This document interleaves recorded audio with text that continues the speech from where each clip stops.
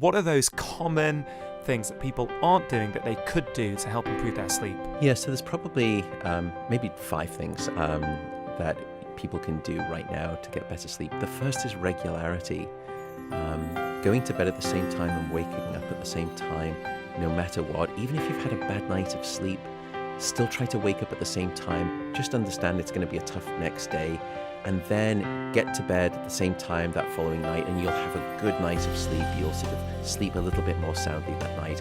Even if it's the weekday or the weekend, don't do what we call social jet lag, which is sort of where you sort of sleep too late at the weekend, and then on Sunday night you've got to drag your body clock all the way back and try and force it to sleep at a time when you haven't been sleeping before.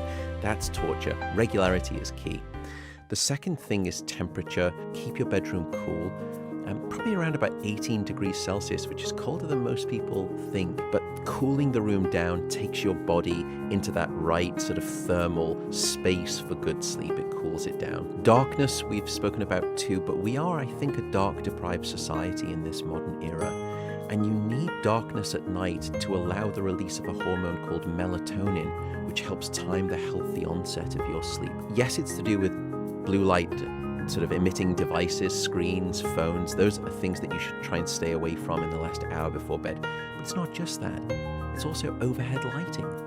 You know, we don't need to be bathed in electric light all night. In the last hour before bed, just try turning half of the lights off in your flat or in your home.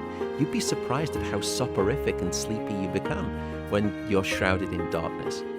So that's the third thing. The fourth thing is, I would say, walk it out. And what I mean by that is, don't stay in bed if you've been awake for 20 or 25 minutes, either trying to fall asleep or you've woken up and you're trying to get back to sleep. The reason is because your brain is this wonderfully associative device, and it will start to very quickly learn that being in bed is about being awake rather than asleep. So what you need to do is, after about 25 minutes, just relax, understand that sleep is not quite here yet. Go to a different room, in dim light, read a book or listen to a podcast, but don't check email, don't eat, because it trains your brain to expect that in the middle of the night.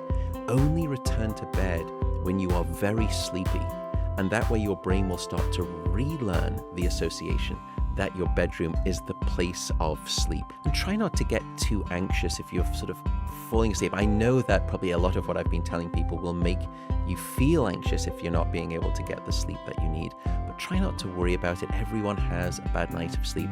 Just get up, understand that you're going to be awake for a little bit longer, and then go back to bed, and you will start to relearn that association. And in fact, a lot of people and patients will say to me, well, I'm falling asleep on the settee watching television, and then I get into bed and I'm wide awake and I don't know why.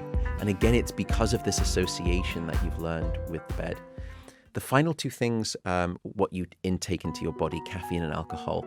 We've spoken about caffeine, but I'll speak about alcohol quickly. Many people use alcohol as a sleep aid, and it is anything but an assistant to sleep. Alcohol is a class of drugs that we call the sedatives, and sedation is not sleep, unfortunately. So what you're doing when you have a nightcap or you use alcohol to try and get to sleep, and many people do, understandably so, they mistake one for the other. You're just knocking your cortex out. You're not in natural sleep. The two other problems with alcohol and sleep, firstly, alcohol will fragment your sleep.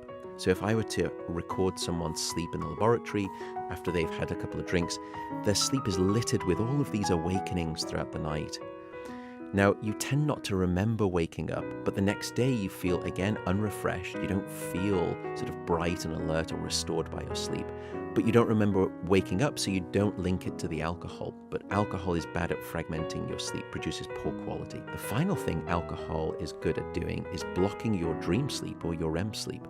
And we know, to come back to our conversation, REM sleep is critical for emotional first aid. REM sleep provides overnight therapy. It's a form of emotional convalescence, and alcohol will block that REM sleep quite viciously.